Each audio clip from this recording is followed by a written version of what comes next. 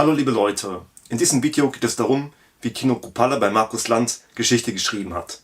Jedenfalls aus meiner Sicht. Viele werden das vielleicht für übertrieben halten, aber aus meiner Sicht wurden hier wichtige Weichenstellungen für die Zukunft vorgenommen. Jetzt im Folgenden erst einmal ein Ausschnitt von einer anderen Markus Lanz Sendung mit Sarah Wagenknecht. Jetzt werden sich viele fragen, warum muss dieser Ausschnitt sein? Danach dann die Sendung mit Markus Lanz.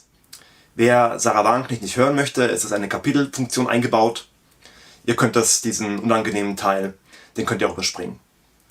Nur damit man besser versteht, worum es nachher geht.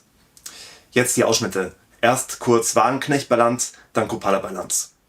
Potsdam, 25. November 2023, ein Geheimtreffen im Landhaus Adlon. Anwesend sind hochrangige AfD-Politiker, Neonazis, Unternehmer und auch CDU-Mitglieder aus der konservativen Werteunion. Das Thema der Versammlung, die massenhafte Abschiebung von Menschen mit Zuwanderungsgeschichte. Deutschland steht vor dem Untergang, aber jetzt könne man sozusagen vielleicht auch noch retten. Ein Zahnarzt, ja, aus Düsseldorf. Ein ehemaliger Zahnarzt, ja. Das heißt, der kümmert sich nicht nur um das Braune im Zahnschmelz, ja? Das vielleicht auch, das ist auch schwarz dann manchmal, aber ein monoethnischer Staat, wo im Grunde genommen jegliche andere Menschen, die aus anderen Ländern hingekommen sind und hier heimisch geworden sind, keinen Platz haben sollen. Markus Sellner, Sie sagten eben schon, Chef der Identitären. Und der hat gerade sein Buch herausgegeben. Migration, das ist sein Putzbegriff für Vertreibung von Menschen aus diesem Land. Und da nennt er schon, dass da Staatsbürger drunter fallen, sogenannte Nicht-Assimilierte. Und damit gibt man ihm ja die Interpretationshoheit, wer in diesem Land leben darf und wer nicht. Führende AfD-Leute, unter anderem Gerrit Huey, die sitzt im Bundestag. Roland Hartwig. Ja, Remigration, also wir übernehmen sozusagen an dem Punkt diese feine Umschreibung dieser Leute, ne? Ja, das ist das vornehme Wort für Deportation. Ja, er hat das Wort gesagt. Ist erstmal Vertreibung, ja, weil die gehen ja erstmal darauf an, die wollen und so wurde das dann formuliert, über maßgeschneiderte Gesetze, über Anpassungsdruck erzeugt man so einen Druck auf diese Menschen, dass sie eben dann freiwillig gehen. Auch noch gleich die Idee gebracht, so eine Expertenkommission zu gründen, die eben diesen Prozess der Vertreibung, ich will jetzt diesen Begriff nicht von denen übernehmen, den blankgeputzten, nach ethischen, rechtlichen und logistischen Gesichtspunkten vorzubereiten, dass wenn dann eine rechte Partei an die Macht kommt, schon was in der Schublade liegt und hat dann auch gleich den Herrn Maaßen vorgeschlagen, der war nicht da. Frau Wagen, frag offen auch an Robin Alexander, überrascht Sie das, wenn Sie sowas hören?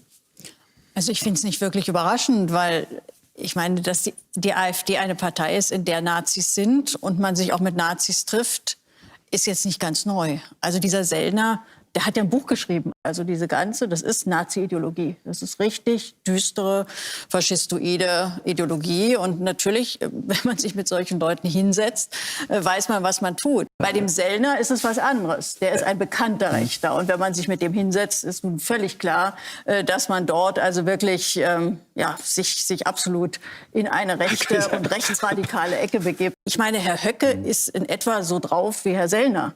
Und er ist Mitglied nicht nur der AfD, sondern Fraktionsvorsitzender in Thüringen.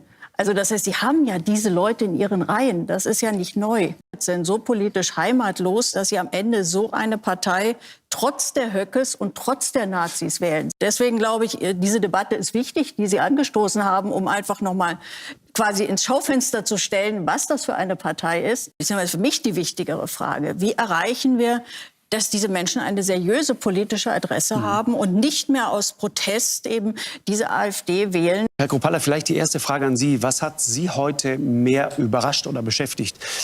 Die Tatsache, dass Ihre Jugendorganisation, die AfD-Jugendorganisation, als gesichert rechtsextrem eingestuft worden ist, oder die Idee einer Unternehmenssteuerreform der Ampel? Zur Einstufung der Jugendorganisation, das ist jetzt im Eilverfahren, wir klagen dort weiter, also auch das gilt es noch abzuwarten. Sie glauben nicht, dass die rechtsextrem sind? Oder anders gefragt, was ist die Begründung dafür? Wir erleben es ja auf Landesebene, wo Sachsen ja auch so eingestuft wird, wo uns das Landesamt für Verfassungsschutz die Begründung ja nicht einmal mitteilt. Also wir wissen nicht mal konkret, was uns vorgeworfen wird. Jetzt ernsthaft, der Verfassungsschutz, sagen Sie, missbraucht oder wird politisch missbraucht? Ja, es ist eine weisungsgebundene Behörde, die von Ministerinnen, von Innenministern mit Parteibuch natürlich Instruktion bekommt. Naja, also Entschuldigung, warum wurde denn Herr Maaßen abgesetzt? Nochmal, also über Maßen reden wir jetzt gerade nicht. Doch, wir reden über den Verfassungsschutz. Nee, genau, es Ja. geht um die Frage, ob der Verfassungsschutz sozusagen politisch missbraucht wird. Ja, absolut. Ja, Entschuldigung, man kann doch nicht in die Öffentlichkeit gehen, eine Partei, im Prinzip eine Oppositionskraft, so anschwärzen und die Begründung nicht geben dazu. Wenn ich selber als Parteichef Ja. auch Dinge abstellen soll und möchte und ich die Begründung nicht kenne, woran soll ich dann arbeiten? Erklären Sie mir das. Also Sie haben keine Idee, warum man die als gesichert rechtsextrem einstuft? Richtig. Keine Idee. Nein. Und das sind eben 10, 12 Millionen Wähler. Und die will man damit ein Stück weit mundtot machen. Und das werde ich nicht akzeptieren. Das ist wiederum das, was Sie insinuieren, auch beim Verfassungsschutz. Ich habe damit ein echtes Problem. Ich finde, man muss sauber sein in der Sprache. Ja, aber der Verfassungsschutz insinuiert auch. Genau das ist so. eine Behörde. Ja, genau. Und die beobachten das. Und die Behörde ist und die bewerten weisungsgebunden. das. Die ist weisungsgebunden. Das mag ja trotzdem sein. Oder mir ist es geht es da kalt den Rücken runter. Soll ich Ihnen sagen, warum? Wissen Sie, wir laufen bei anderen Reden, auch vom Bundeskanzler, läuft es auch mehr kalten Rücken um, wie wir als Partei. Aber ich würde niemals zu Ihnen sagen, Sie hassen dieses Land. Aber natürlich, das wird auch von uns behauptet, dass wir das Land Der hassen. Bundeskanzler, ich rede von der Bundesregierung. Ja, ich suche nach. Wir können gerne mal den Faktencheck machen, welche Aussagen es da gibt. Nochmal, jeder Politiker hat seinen eigenen Stil. Und ich finde, das ist aber keine Stilfrage mehr. Doch, es ist von der freiheitlich-demokratischen Grund und auch von der Meinungsfreiheit vor allem. Es ist gedeckt von Herrn Höcke, auch von Herrn Gauland, die sich bereits von diesen Aussagen ja auch distanziert haben. Aber das wird ja überhaupt nicht zur Kenntnis genommen. Man wiederholt sie in einer Monstranz. Mittlerweile haben wir bei vielen Dingen, wenn ich an das Denkmal der Schande denke, an diese Aussage, wo sich Herr Höcke selbst distanziert hat, haben wir mittlerweile so einen Bart. Und in jeder Sendung bringen sie das immer wieder, weil das natürlich immer schön ist, um das immer wieder hochzukochen. Ja, das ist doch Quatsch. Nein, das ist nicht Quatsch, ist nicht, dass er sich davon distanziert, das auch von Herrn Gauland. Wann hat er sich denn davon distanziert? Ganz klar gemacht. Das sollten Sie ihn auch mal einladen und ihn diesbezüglich fragen. Bei diesen Demonstrationen aktuell gesehen, wie hier agiert wird, welche Politiker, auch der CDU, mit welchen Gruppierungen, mit Extremisten der Antifa in Görlitz, Herr Kretschmer, dort auftritt, die mir mein Haus anzünden wollen, mein Auto anzünden, die mich angreifen. Mit solchen Personen steht Herr Kretschmer in Görlitz und demonstriert. Gegen wen eigentlich? Gegen sich selbst? Wo ist da die Distanzierung von diesen Politikern, von Extremismus? Ja, da gab es diese Aussagen noch nicht mal. Also wir wurden noch relativ zeitig schon ausgegrenzt in diesem Bereich. Uns werden Positionen und Ämter verwehrt. Ja, wer grenzt denn aus? Die sogenannten Demokraten, wie sie sich ja immer gern bezeichnen, begrüßen uns im Bundestag als nicht-demokratische Partei. Wer grenzt denn aus? Ist das auch schon Verrohung der Sprache oder ist das einfach, kann man das so hinnehmen? Wer provoziert denn? Herr Ritschl, bitte. Nein, ich wollte nur sagen, und es ist natürlich auch wichtig, die Unterscheidung zu machen, dass wenn wir über Extremismus sprechen und über rechte und vielleicht auch faschistische Aussagen, dass da eben nicht automatisch die Wähler und Wählerinnen mit gemeint sind. Also auch wir das machen das aber immer ganz gut und tun dann so, als würden die Medien und alle anderen Parteien auch das Wahlvolk beschimpfen. Aber das ist nicht der Fall. Ja, aber verstehen Sie, das ist natürlich ein eleganter Kniff, den Sie anwenden. Sie nehmen das als eine Kritik nicht an sich. Aber ich sehe es doch bei der Berichterstattung zu Potsdam, um darauf nochmal zurückzukommen. Da wurde im Heute-Journal und in der Tagesschau sofort davon gesprochen, dass es doch Deportationspläne gab. Also die beiden Hauptnachrichtensendungen, da war ich geschockt, Herr Lanz. Wo gab es da die Distanzierung der beiden Sender? Da hat man Worte reingebracht, die an die dunkelsten Zeiten erinnert hat. Das ist eine Relativierung des Nationalsozialismus. Und das haben die öffentlich-rechtlichen Medien mit befeuert. Das muss man deutlich so sagen. Remigration heißt Rückführung in das Land, wo ich migriert bin. Lass uns dieses Thema das ist die wahre Aussage. Und da können Sie bei uns im Programm nachlesen. Nichts anderes steht da. Nichts anderes steht da. Niemand hat davon gesprochen, Deutsche mit als deutsche Staatsbürger, die deutsche Staatsbürger sind, mit oder ohne Migrationshintergrund auszuweisen. Niemand hat davon gesprochen. Mich hat auch überrascht und das auch als Zweifel an den Rechtsstaat, wie schnell die Staatsanwaltschaft Ingolstadt dieses Verfahren nach 2 Monaten relativ schnell, obwohl wir Beweisanträge noch gestellt haben, eingestellt hat. Also jeder Verkehrsunfall wird länger untersucht. Das wurde in Ingolstadt bei dem kompletten Aufenthalt vom ZDF gefilmt, von der ersten Minute an. Okay. Und diese Aufnahmen wurden der Staatsanwaltschaft auch zur Verfügung gestellt. Es wurden aber Schnitte vorgenommen und es fehlen Fragmente dieser Übertragung. Daraufhin hat die Staatsanwaltschaft nachgefragt beim ZDF und man hat darauf nicht mehr geantwortet. Wie die Staatsanwaltschaft Ingolstadt agiert hat, das brauche ich nicht meinen und das kann man sich einfach anschauen, wie sie agiert hat. Indem sie Pressemitteilungen gegeben hatte, zum Beispiel, es gab keinen Einschnitt bei Herrn Kruppalla, wir haben nichts festgestellt. Als es dann ärztliche Befunde gab, mit dem Blutfleck im Hemd, mit dem Einstichstelle, hat die Staatsanwaltschaft ganz schnell zurückgerudert und hat dann doch gesagt, es gab doch Einstichstellen, unabhängige Behörde etc. Also Dinge, wo auch hier an meiner Glaubwürdigkeit gezweifelt wurde. Und für mich als Politiker ist die Glaubwürdigkeit das höchste Gut. Und das lasse ich mir nicht gefallen. Ich habe mich nicht geäußert, 1 Stunde, 2 Stunden später, nach diesem Angriff. Ich habe abgewartet und habe das der Staatsanwaltschaft überlassen. Ich war aber dann gezwungen, nach Falschmeldungen auch vom Innenminister aus Bayern zu reagieren. Aber das ist dieses... Ja, und das ist genau der Punkt. Ich Aber war das ist dieses gezwungen, Klima, das zu tun. genau, das ist dieses Klima, das in diesem Land leider mittlerweile entstanden ist, auf allen Seiten offensichtlich. Die Strategie von BSW ist die, dass die AfD ersetzt werden soll. Bei den wichtigen Punkten Russland, Energie vertritt man genau die gleichen Positionen. Aber Sarah Wagenknecht hat sich vielleicht gedacht, ich bin die bessere AfD, ich kann besser auftreten und mich kann man nicht framen. Und ich möchte mich mit den Medien arrangieren. Das heißt, ich trete den Medien nicht zu stark auf die Füße und ich frame die AfD negativ. Dafür werde ich eingeladen. Und bei den wichtigen Dingen, natürlich Sarah Wagenknecht sagt, ja, wir vertreten die sozialeren Positionen. Aber aus meiner Sicht, das sind Details. Das Wichtige ist das, was konkret ansteht. Und das ist die Begrenzung der Zuwanderung auf gesetzestreues Niveau. Das vertritt Wagenknecht eigentlich genau gleich wie die AfD. Da ist aus meiner Sicht kein wirklicher Unterschied. Dann die Sanktionen, das ist auch kein Unterschied. Und Energiepolitik ist im Grunde auch gleich. Wagenknecht baut aber eine Brandmauer zur AfD auf und sagt, man werde mit der AfD nicht koalieren. Also eine Koalition mit der AfD schließt man aus, aber in anderen Parteien nicht. Das heißt, hier haben wir es mit einer Partei zu tun des sanften Wandels. Also so ist es wahrscheinlich von Wagenknecht geplant. Wir arrangieren uns mit den Medien, weil ich habe eh keine Chance, wenn ich jetzt nicht eingeladen werde. Dann, klar, natürlich über YouTube erreiche ich ein Publikum, aber die Mehrzahl erreiche ich nicht. Ich brauche die großen Medien. Es hilft nichts. Ich mache Kompromisse, tue ihnen einen Gefallen, lasse sie am Leben, in Anführungszeichen, und dann werde ich eingeladen. Viele haben bei meinem letzten Video zu dem Thema gesagt, BSW ist nicht ernst zu nehmen, die sind noch gar nicht gegründet und da passiert auch gar nichts.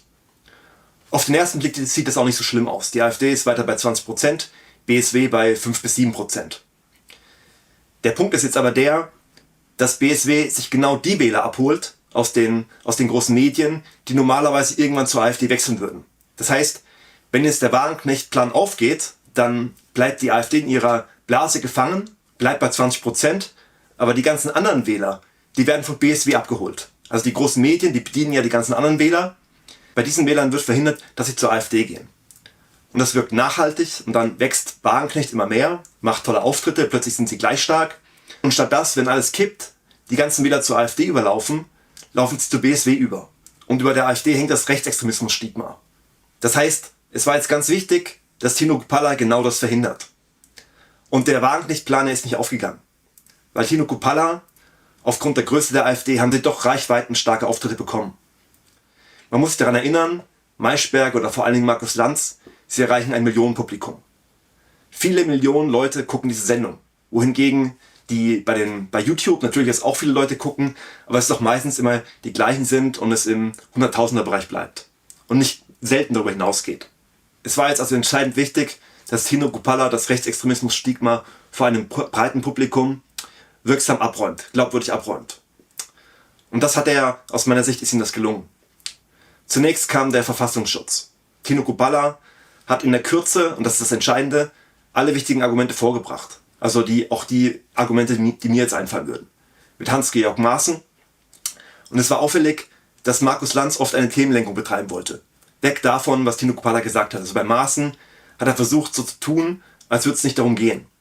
Aber Tino Kupala war hartnäckig, er hat dann wieder unterbrochen. Es ist ganz wichtig aus meiner Sicht, dass er im Gegensatz zu früher auch bei diesem Thema versucht, sich das Wort zu nehmen, unterbricht. Und hier hat er dann erklärt, das gehört eben sehr wohl zum Thema dazu. Und natürlich, er hätte sich hier vielleicht noch ein bisschen mehr verbeißen können, aber er hat trotzdem den Punkt gemacht und es ist vielleicht bei manchen Leuten in Erinnerung geblieben. Viele vertreten die Ansicht mit dem Rechtsextremismus-Vorwurf und ich glaube, von dieser Ansicht war Tino Kupala bis vor kurzem auch überzeugt. Es bringt nichts für die Medien darüber zu diskutieren, es ist eine negative Themenlenkung für die AfD, die Diskussion kann man nicht gewinnen, die Leute sollen sich selbst überzeugen, man sagt einfach gar nichts dazu. Und zum Glück, jetzt seit einiger Zeit, seit Ende 2023, macht Tino Kupala es anders. Also jedenfalls bei Maischberger und auch jetzt hier. Bei der letzten Markus-Lanz-Sendung, die noch gar nicht so lange her ist, da war er beim Rechtsextremismus-Thema auch ein bisschen passiv, was ich auch damals kritisiert habe. Und jetzt war es so, dass Tino Kupala nicht versucht hat, die Themenlenkung weg davon zu betreiben, wozu er einfach nicht die Macht hat, weil die großen Medien immer das Thema darauf lenken, sondern er sich den Argumenten stellt und sie abräumt. Und es zeigt sich hier, dass es nicht so schwer ist, das abzuräumen. Wenn man sich klar positioniert, in Anführungszeichen seine Hausaufgaben gemacht hat, sich überlegt hat, was man vertritt und auch das in der Partei klar durchsetzt, dann ist es nicht schwer. Und das kam jetzt wie erwartet. Es waren 2 zusätzliche Gäste, die hart geframed haben. Diese Journalistin in Anführungszeichen, sie hat wie erwartet alle möglichen AfD-Zitate der letzten Jahre auswendig gelernt und versucht, Tino Kupala damit in Schwierigkeiten zu bringen. Und Tino Kupala hat jetzt genau erklärt, dass es eben 10 Jahre alte Zitate sind und dass es immer die gleichen Zitate sind und dass die Partei nicht widerspiegelt. Also im Kern das Argument Unausgewogenheit. Und das Interessante ist, das hat schon gereicht. Also von dieser Journalistin, in Anführungszeichen, hat man eigentlich danach gar nichts mehr gehört in der Sendung. Sie hat ihre Munition verschossen und als das nicht gewirkt hat, da hatte sie nichts mehr. Und wie soll man es auch? Es gibt ja nichts. Lügen haben am Ende kurze Beine. Und wenn man konkret wird und die Konfrontation in den konkreten Argumenten sucht, dann ist man viel stärker, wenn man die Wahrheit auf seiner Seite hat. Es war bisher immer ein Kunststück von den großen Medien, die AfD negativ zu framen. Und das gelang ihnen unter anderem deshalb, weil die AfD passiv war und sie sich nicht getraut haben. Sie gedacht haben, dabei verlieren sie, wenn sie auf das Thema gehen. Und jetzt hat sich hier gezeigt, mit der richtigen Argumentation, Unausgewogenheit, und wenn man sich auch auskennt, zu den ganzen konkreten Fällen was sagen kann, was Tino Kupala bei Maischberger gezeigt hat, dann kann man ihn nicht angreifen. Und er kann dann sagen, klar, diese Zitate, ich fand es auch sehr klug, dass er gesagt hat, ich stehe nicht hinter den Zitaten, ich würde es auch nicht sagen, aber deswegen sind wir nicht rechtsextrem, es ist unausgewogen.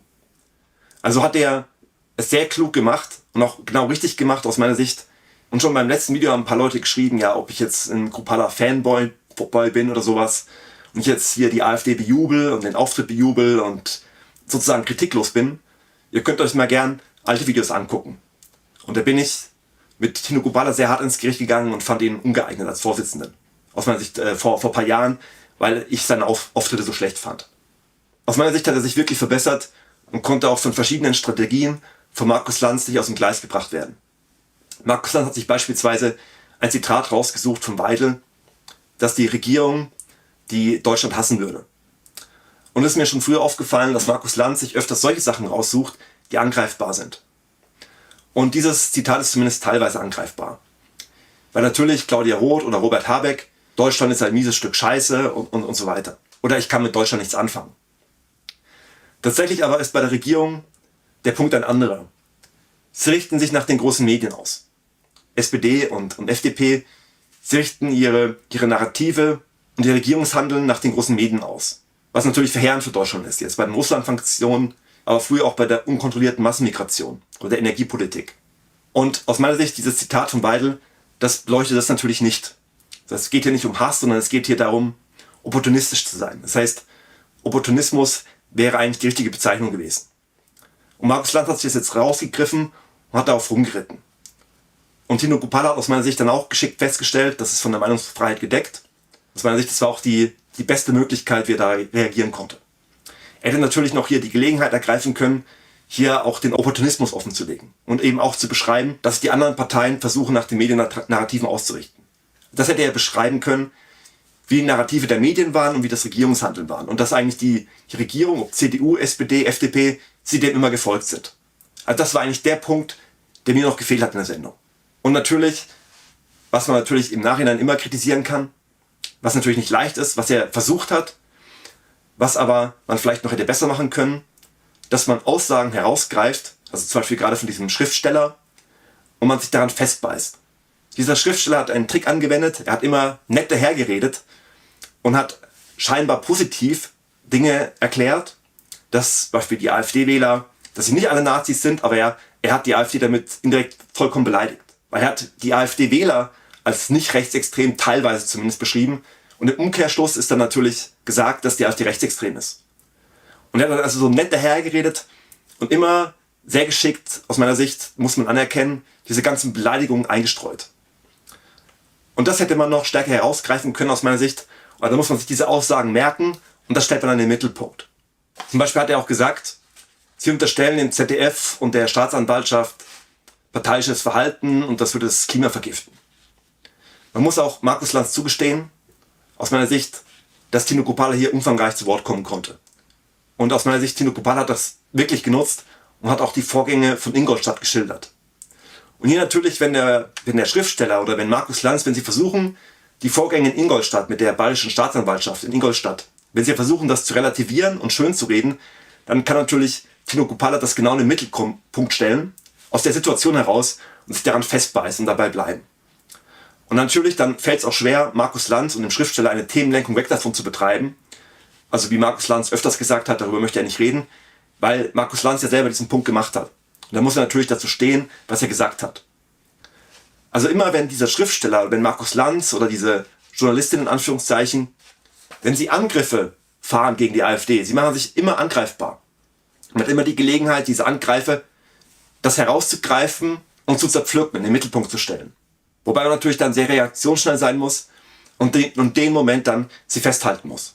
Und das ist natürlich schwer, man hat jetzt hier 75 Minuten, man muss 75 Minuten vollkommen konzentriert sein. Also das soll jetzt keine echte Kritik sein, sondern nur zeigen, was das theoretische Maximum ist. Ein Trick von Markus Lanz war auch, Björn Höcke in den Mund zu legen, dieses Europa musste sterben.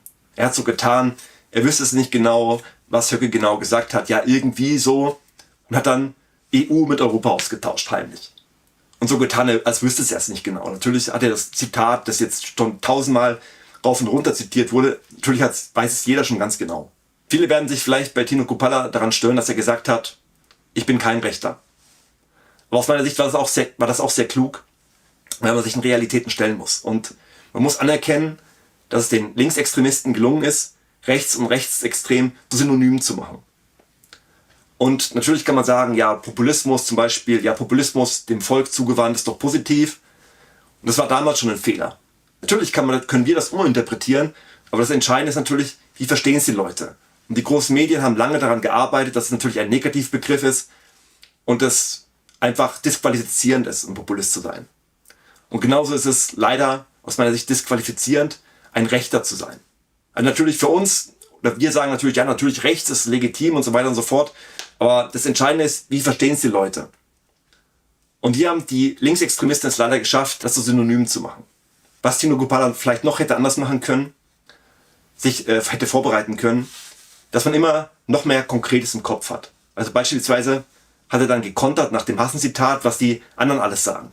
Und natürlich, wir wissen es ganz genau, die Beleidigungen sind unsäglich. Und er konnte dann ein paar Sachen sagen mit Parasit. Aber hier kann man gar nicht genug konkrete Sachen vorbringen. Und das heißt, je mehr man konkrete Sachen auswendig kann, desto besser ist es. Es ist aber natürlich auch möglich, wie Tino Kruppalla es gemacht hat, zu sagen, wir machen dann einen Faktencheck. Es ist so, ich weiß es jetzt nicht genau, aber es ist unzweifelhaft, das kann man nachrecherchieren. Aus meiner Sicht ist es Markus Lanz anzurechnen, dass er Tino Kruppalla nach nur ein paar Monaten, glaube ich, nach relativ kurzer Zeit, in Anführungszeichen, Tino Kruppalla wieder eingeladen hat. Und Tino Kruppalla die Chance hat, sich umfangreich zu äußern. Weil aus meiner Sicht das Traurige ist, dass wahrscheinlich die andere Strategie, die vollkommene Ausgrenzung oder vollkommen zu verhindern, dass die AfD zu Wort kommt, dass die Leute hier das schlucken und mitmachen.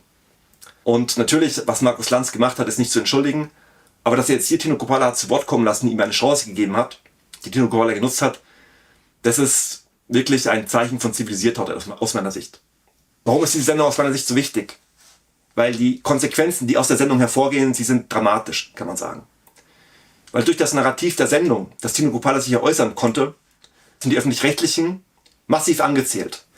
Sarah Wagenknecht ist angezählt, ARD und ZDF sind angezählt, also beispielsweise allein mit Ingolstadt, aber auch mit dem Verfassungsschutz, mit allem, sind sie massiv unter Druck. Und auch Wagenknecht. Und der Aufstieg Wagenknecht aus meiner Sicht, er ist zu einem großen Grad abgewendet dadurch. Weil Tino Kruppalla hat jetzt einen Auftritt bekommen, hat jetzt in relativ kurzer Zeit in Anführungszeichen Auftritte bekommen. Die AfD erhält Auftritte. Und wahrscheinlich hat Wagenknecht gedacht, dass die AfD keine Auftritte erhält. Und indem jetzt die AfD, wenn Tino Kruppalla sich so äußert, so zu Wort kommt und das so nutzt, dann steht auch Wagenknecht wie eine Lügnerin da. Dann steht sie unredlich da und die Leute fragen sich, Moment mal hier, du framest die AfD auch rechtsextrem. Das ist natürlich schwach. Das ist nicht in Ordnung. Und fühlen sich natürlich getäuscht, weil natürlich Wagenknecht in dem Moment steht sie ganz schlecht da. Und das ist nicht selbstverständlich. Also aus meiner Sicht, die Entwicklung hätte auch ganz anders sein können. Wagenknecht darf jetzt hier dauernd reden. Die ganzen CDU-Wähler laufen zu Wagenknecht und die AfD stagniert und sinkt. Und irgendwann ist es ausgeglichen und irgendwann übernimmt Wagenknecht die Regie. Das ist das Szenario, das natürlich immer noch nicht ausgestanden ist, aber der Auftritt von Tino Kruppalla, der hat das erstmal verhindert. Jetzt bei Hart aber Fair aber auch einen Auftritt, das muss ich mir dann auch noch angucken. Ihr könnt ja schreiben, was ihr denkt, was ich vergessen habe, was euch sonst so einfällt. Macht's gut.